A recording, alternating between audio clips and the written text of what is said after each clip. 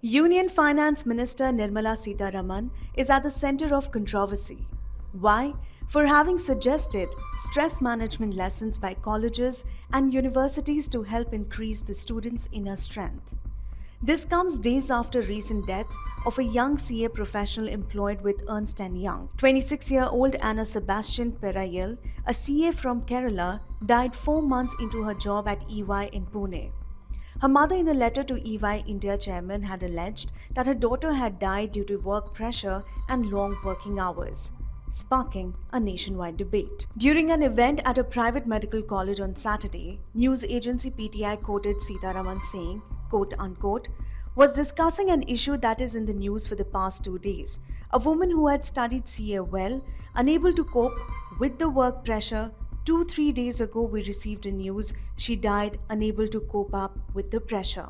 Educational institutions must also teach certain things that are taught in the family, she said, quote unquote. Educational institutions should bring in divinity and spirituality. Only then will our children get the inner strength. It will help in their progress and that of the country. That is my strong belief. Congress General Secretary K.C. Venugopal hit out at Sitharaman and wrote on X, quote unquote, the ruling regime and the finance minister can only see the pain of corporate giants like Adani and Ambani, not the pain of the hard-working and toiling young generation where freshers like Anna are exploited by the greedy corporate system. It is downright cruel on the part of the FM to blame Anna and her family for suggesting that she should have learned stress management at home. This kind of victim blaming is despicable, and no words can convey the anger and disgust one feels because of such statements.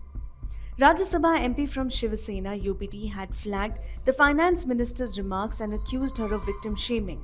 Nirmala Sitharaman responded to her and said, quote unquote, had referred to this matter in a talk delivered in Tamil at a deemed university on the outskirts of Chennai, had specifically mentioned that after clearing a demanding and rigorous examination such as CA, the stress on her was unbearable. No names were taken, neither of the lady nor of the firm. With a sense of grief over the tragic loss, I highlighted the importance of institutions and families to support the children, and in no way victim shaming was done nor intended, even remotely. The Union Labour Ministry has already assured a thorough investigation into the allegations of an exploitative work environment related to the tragic demise.